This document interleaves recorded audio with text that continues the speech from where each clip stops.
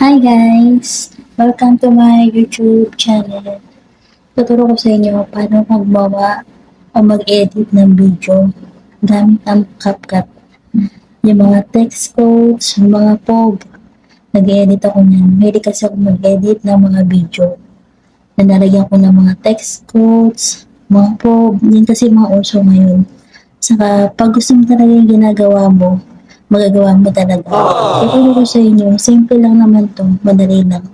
Madali lang siya matutunan. Kasi gusto ko talaga yung ginagawa ko. Kaya isa-share ko sa inyo kung paano ko siya ginagawa. Nilalagyan ko siya, ine-enhance para gumanda. Para dumami yung views mo. Kailangan mo i-enhance yung gagawin mo video. Kahit simpleng text post lang siya, simple lang yung video mo talaga. Pag nagustuhan kasi ng mga manonood yun, talagang nadami yung views mo. Pag maganda yung pagkaka-edit mo. Panoorin ko guys.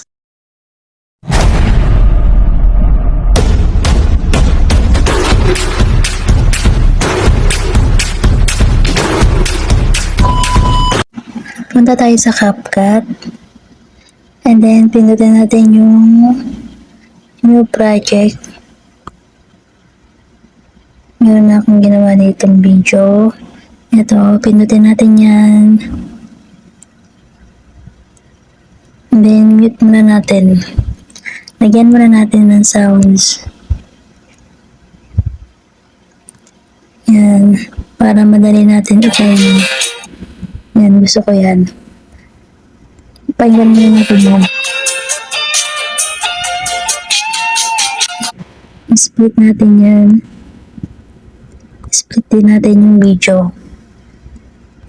Ito, una, in-split ko, gusto ko pindutin yung video quality para i-enhance natin. Pindutin natin yung filter. Maraming pagpipilian dito. Gusto ko kasi medyo dark mode. Maraming pagpipilian filter. Itong gusto ko, BW3. Kahit anong gusto mo yan, depende sa'yo paano mo i-enhance yung video mo. Ito. Yan. Yan. Tingnan natin. Ito naman, i-enhance mo naman to gamit ang animation. Pinutin mo yung animation. Marami rin pagpipilian dito, depende sa'yo. Sa akin, fade in. Yan. Medyo bagalan natin ng konti.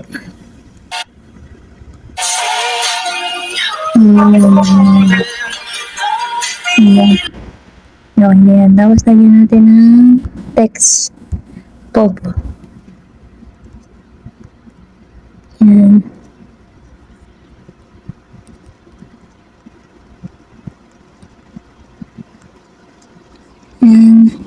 Nitan na natin na konti. Lagyan natin ng style. Yan. Stroke. Medyo natin ng konting black. Then, okay na yan. Itapat lang natin dun sa in-split nating video. Kasi magkaiba yung text niyan. Sumapa tayo na isa pa.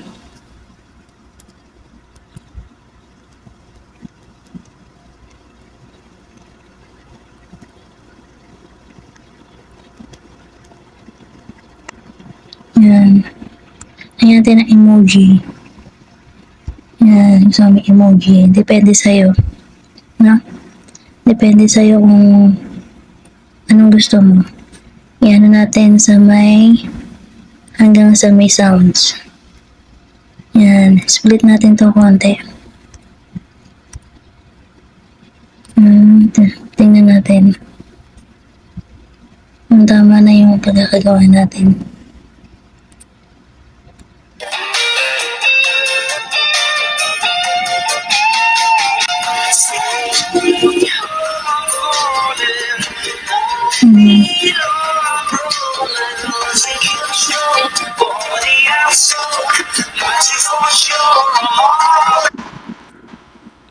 I-enhance naman natin yung sounds para hindi ka ma-copyright. Yan. Yan sa natin yan. Baguhin natin konti yung sounds niya. Ito kasi madalas kong gamitin. Yan, bawasan natin.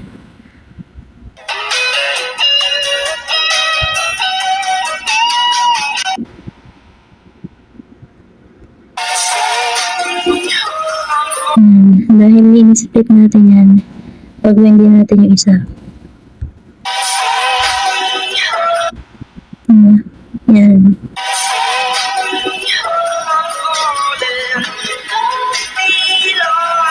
Marami na yan. Okay na yan. And then, kailangan i-delete mo to. Yan, para walang logo. Tingnan natin yung ginawa natin.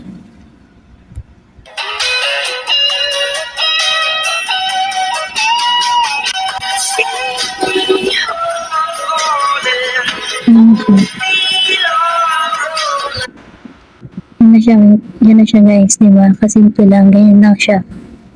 Then, pwede mo na siyang export.